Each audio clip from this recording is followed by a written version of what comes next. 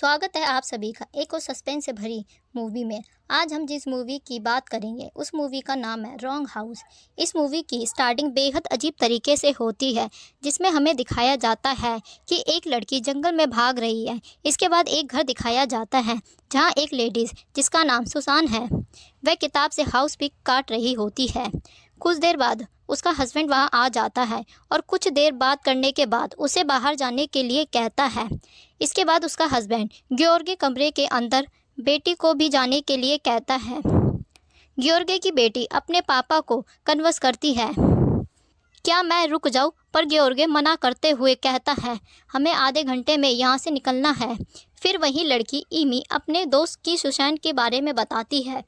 अब ग्योर्गे, सुसान और ईमी एक गाड़ी में सफ़र करते हैं। फिर उनकी गाड़ी एक रेस्टोरेंट के पास जाकर रुक जाती है। वह सभी उस रेस्टोरेंट के अंदर जाते हैं। फिर ईमी के एक कॉर्नर के पास एक अजीब सा लड़का नज़र आता है। उस लड़के का फेस एकदम से एक हॉरर फेस में बदलने लग जाता है। यहाँ ईमी काफ़ी डर जाती है, लेकिन ईमी की कोई बात नहीं सुनता है। फिर वह सभी गाड़ी में बैठकर वहाँ से निकल जाते हैं, जहाँ पर ईमी अपने फादर से कहती है मुझे घर जाना है। उसके फादर कहते हैं पहले हम नया घर देखने जाएंगे, फिर वापस अपने पुराने घर। फिर काफ़ी लंबा सफ़र तय करने के बाद वह उस घर तक पहुँच जाते हैं जहाँ पर फॉर सेल लिखा होता है। फॉर सेल के बगल में उस घर की ऑनर की तस्वीर भी बनी होती है। जब ईमी उस तस्वीर को देखती है तो वह उन सभी को बताती है कि ये वही आदमी है जिसे उसने रेस्टोरेंट के अंदर देखा था, लेकिन उसकी बात कोई नहीं सुनता, उसे भी इग्नोर कर देते हैं। कुछ देर बाद वह सभी उस घर पर पहुंच जाते हैं। उस घर के पास एक स्पीकर होता है जिसमें से वेलकम की आवाज़ आती है और साथ ही स्पीकर में से ये भी स्टेटमेंट बोली जाती है कि आप फ्रीली पूरे घर को चेक कर सकते हैं। कुछ देर बाद उस जगह पर एक और फैमिली आ जाती है जो पहले ही इस घर को देख चुकी होती है। दोनों फैमिली एक दूसरे से मिलती है। इसके बाद ग्योर्गे की फैमिली जंगल की तरफ जाती है। एकदम से उसकी गाड़ी के सामने एक लड़की आ जाती है। गाड़ी के टकराने की वजह से वह लड़की जख्मी हो जाती है। उसके मुंह से खून निकल रहा होता है और वह ईमी को टच करने की कोशिश करती है। उनके पीछे से सेकंड फैमिली भी आ जाती है। फिर उस लड़की को बिठाकर वह सभी आगे की ओर निकल जाते हैं। सब दोबारा उस जगह पहुंच जाते हैं जहां पर फॉर सेल लिखा हुआ था। वहाँ दोनों फैमिली इस जंगल पर फंस गए होते हैं। दूसरी फैमिली का हेड घर के अंदर जाकर रुकने के लिए कहता है, लेकिन ईमी कहती है कि ये लड़की अंदर नहीं जाना चाहती। कुछ देर में वह सभी घर के अंदर चले जाते हैं। स्ट्रेंज लड़की को घर के अंदर टेरिस के पास एक आदमी नज़र आता है जो एक बच्चे का मुंह छुपाया हुआ होता है। उसके बाद सुसान बताती है कि स्ट्रेंज लड़की को फीवर हो गया है। अगली सुबह स्पीकर से आवाज़ आती है वेलकम की और सभी लोग उठ जाते हैं। वह देखते हैं कि वह स्ट्रेंज लड़की वहां से गायब हो चुकी है। फिर वह एक आदमी को देखते हैं जो अपने डॉग के साथ होता है। दूसरी फैमिली के हेड उन सभी को लेकर बाहर जाता है, लेकिन तब तक वह आदमी गायब हो जाता है। जब वह सभी वापस घर में आते हैं तो वह लड़की उन्हें मिल जाती है। एक स्कैन में ये जाहिर होता है कि उस स्ट्रेंज लड़की की जुबान कटी हुई है।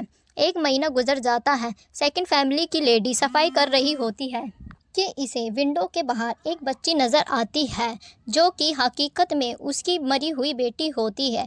उसके बाद सेकंड फैमिली का एक लड़का जिसका नाम यशोन होता है, उसके पैरों की रिकवरी हो रही होती है। वह ईमी के साथ घर के बाहर जाता है। जाने से पहले जसोन के पापा उसके हाथ में एक बंदूक थमा देते हैं ताकि वह अपनी सुरक्षा कर सके। जब जसोन ईमी के साथ होता है तो ईमी का अचानक घर के विंडो पर एक छोटा बच्चा नज़र आता है। वह तुरंत अपने पापा के पास आकर बताती है कि मैंने एक बच्चे को देखा है।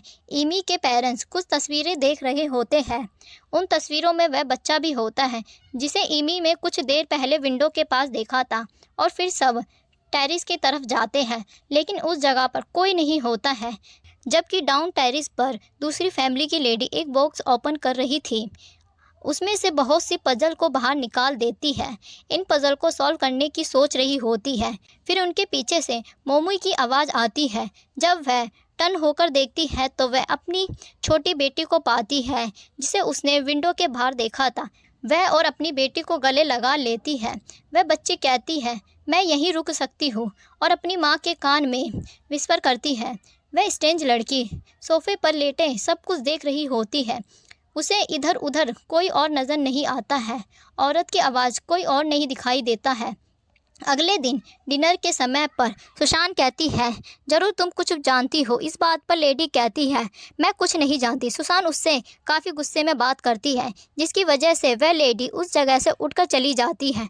अगले स्कैन में हम देखते हैं सुशांत को एक सपना आता है जिसका हस्बैंड ग्योर्गो को देखती है और ग्योर्गो काफ़ी वायलेंट होता है। अचानक सुशांत की आंख खुल जाती है। ग्योर्गो उसके सामने होता है। सुशांत ग्योर्गो से कहती है, तुम ऐसा नहीं कर सकते। डाउन टेरिस पर बैठी ईमी पजल को सॉल्व कर रही होती है। उसके बाद दूसरी फैमिली का हेड आ जाता है। उस स्ट्रेंज लड़की से काफ़ी क्वेश्चन पूछता है और वह काफ़ी हाइपर हो जाता है।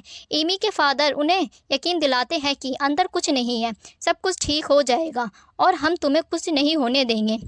अगले स्कैन में ईमी, सुशांत और ग्योर्गो एक जंगल में पहुंच जाते हैं और जिसोन के फादर उन्हें बंदूक दिखाते हैं और वह कहते हैं कि तुम एक एक करके निकल रहे हो, तुम्हारी ये प्लानिंग है। ईमी के फादर जोसेन के फादर से कहता है, ऐसा कुछ नहीं है।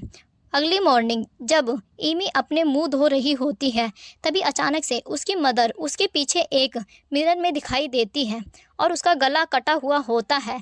दूसरी तरफ सुसैन एक चाकू को लेकर साफ करती है, फिर वहीं से एक हमर उठा लेती है। वह हमर को जसन के फादर की पीठ पर मार देती है।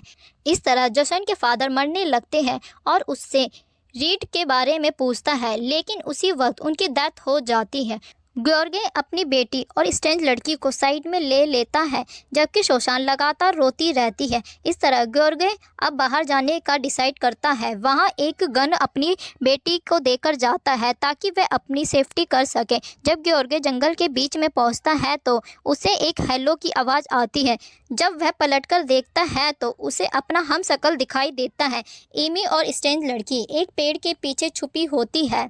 ग्योर्गे वहां जाता है और स्ट्रेंज लड़की के बाल पकड़ लेता है और अपनी तरफ खींचने लगता है। उसके बाद वह एक हथौड़े से उसे मार देता है। ईमी बहुत डर जाती है और अपने फादर पर बंदूक चला देती है, जिसकी वजह से उसके फादर की भी मौत हो जाती है। ईमी जंगल की तरफ भागती है, फिर उसे एक कार नज़र आती है जिसके सामने जाकर वह गिर जाती है। फिर उसे कुछ लोग गाड़ी में बिठाते हैं और गाड़ी फिर से उस घर के सामने जाकर रुक जाती है। अभी वह वहां बैठी होती है कि दूसरी कार डोर से घोस्ट बॉय और उसके फादर खड़े होते हैं। घोस्ट बॉय कहता है, she is the back daddy. फिर वह आदमी एक कैंची से ईमी की जुबान काट देता है। ये मूवी यहीं ख़त्म हो जाती है। हमें काफ़ी कंपेल क्वेश्चन हमारे लिए छोड़ देती है।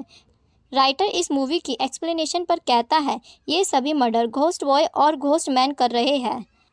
मूवी कैसी लगी हमें कमेंट में ज़रूर बताएं और मूवी का कौन सा पार्ट आपको सबसे बेहद लगा। जल्दी मिलते हैं एक और सस्पेंस मूवी के साथ।